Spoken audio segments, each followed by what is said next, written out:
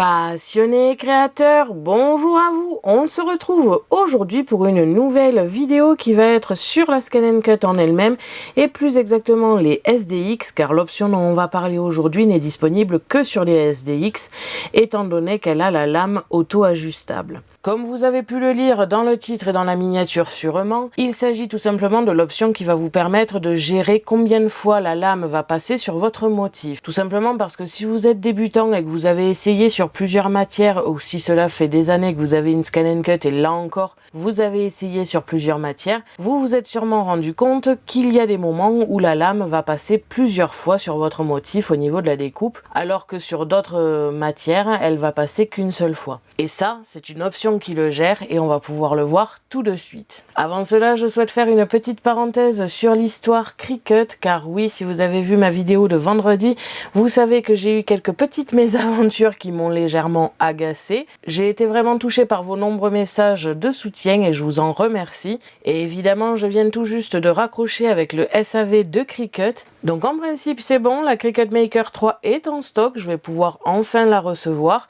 Je ne sais pas si c'est vrai ou non, mais apparemment, elle va marquer que c'est urgent sur mon dossier pour pouvoir me l'envoyer. Je ne sais pas du tout si elle dit ça à tout le monde ou si c'est vrai, mais on verra bien. En règle générale, les livraisons prennent 5 à 10 jours ouvrés, je suppose. Donc, on verra bien et je vous tiens évidemment au courant. Prions pour que vendredi je puisse vous la présenter, mais j'ai quelques doutes à ce sujet-là. Je tenais absolument à vous tenir au courant par rapport à cette machine et espérons que la prochaine soit de meilleure qualité. On va pouvoir de suite en revenir au sujet de la vidéo, c'est-à-dire tout simplement l'option qui va vous permettre de gérer si la lame doit passer plusieurs fois sur un motif selon l'épaisseur du papier.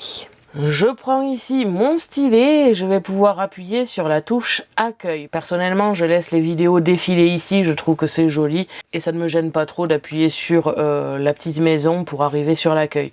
Bien sûr, si vous arrivez directement sur l'accueil, pas besoin d'appuyer sur la maison comme je vais le faire. Donc nous arrivons ici sur la page d'accueil et on va pouvoir aller dans les options pour voir cette fonction. Aujourd'hui, je ne vais pas réaliser de découpe, je vais simplement vous parler de l'option en question, vous parler de ce que ça fait selon les réglages que l'on met, mais je ne vais pas le tester en direct parce que je ne suis même pas sûre d'avoir assez de papiers différents pour vous faire des tests.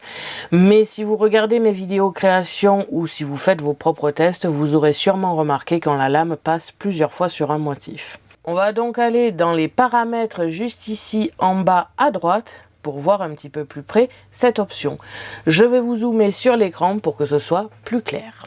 Je vais donc dans les paramètres grâce à ce petit bouton ici. Nous arrivons sur la première page où nous avons langue, unité, zone de découpe et intervalle de motif. D'ailleurs, on me l'avait demandé récemment dans un commentaire, c'est ici que vous allez pouvoir gérer la langue de votre machine.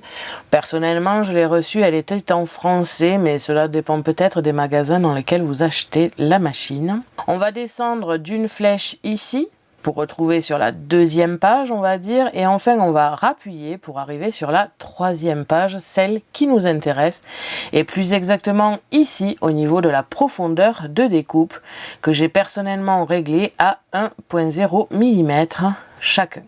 Alors oui, c'est grâce à cette option que vous allez régler à quelle fréquence la machine va passer plusieurs fois sur votre motif ou non. Je ne me rappelle plus honnêtement sur quel réglage elle est de base quand vous avez la machine pour la première fois. Je partirai du principe qu'elle est sur auto. Personnellement, j'ai vite changé cette option tout simplement parce qu'elle passait beaucoup trop de fois sur tous mes papiers, même ceux d'action, alors que ce n'est absolument pas nécessaire. J'ai donc plusieurs possibilités. On va partir du auto ici. Je vais aller à droite avec la flèche.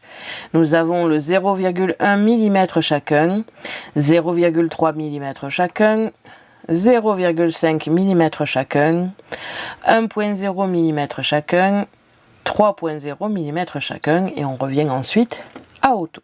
Alors que veut dire cette option exactement? C'est très simple. En auto, personnellement, comme je vous l'ai dit, si c'est bien le réglage sur lequel j'ai eu la machine, je n'ai pas trouvé ça très pertinent. Je trouvais que ça dépendait vraiment du moment, parce que même si j'utilisais deux papiers action de la même collection à peu près en même temps, les réglages étaient totalement différents et je me retrouvais souvent avec une découpe qui est faite en une seule découpe et une découpe où elle avait plusieurs passages. Au final, je ne trouvais pas ça très pertinent comme réglage, donc j'ai lu le mode d'emploi, car oui, je vous l'ai dit dans la vidéo comment bien débuter avec votre Scan & Cut, c'est très important de lire le mode d'emploi. Vous avez des petites fonctions comme ici qui peuvent être très utiles à connaître. On va donc aller une fois à droite et à partir de là, vous allez pouvoir régler par rapport à un millimètre particulier. Il me semble que les papiers d'action font à peu près 1 mm, car depuis que j'ai réglé sur 1 mm, les découpes sur les papiers action prennent qu'un seul passage. Donc après, c'est à vous de voir selon les matières que vous découpez plus ou moins.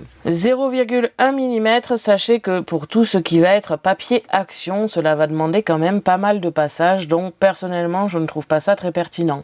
Par contre, si vous découpez en majorité des flex ou des vinyles, des choses qui sont assez fines, des stickers ou ce genre de choses, alors ça ne sera pas nécessaire d'aller au-delà, je pense. C'est même à regarder si c'est pas mieux au niveau de la découpe. Ensuite, nous avons le 0,3 mm chacun, le 0,5 mm. Jusque là, nous sommes dans les 0 points quelque chose.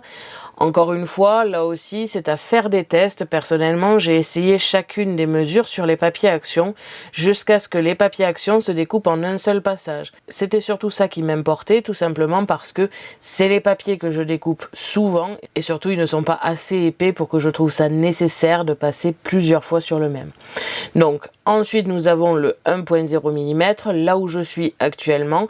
Je trouve que c'est une bonne moyenne, c'est-à-dire que, par exemple, les papiers 30 par 30 d'action ou les papiers d'action en règle générale se découpent en un seul passage. Par contre, pour des papiers de mon frère, par exemple, qui me ramènent d'imprimerie et qui sont donc d'une autre qualité et surtout d'une autre épaisseur, là, c'est plutôt utile qu'elle passe plusieurs fois. Cela va permettre tout simplement de ne pas abîmer et de ne pas trop forcer dès le premier coup, mais tout simplement d'y aller petit à petit. Une première couche est découpée, puis une seconde. Cela permet souvent que mes papiers ne se décollent pas tout seuls du tapis. Moi, je trouve ça intéressant.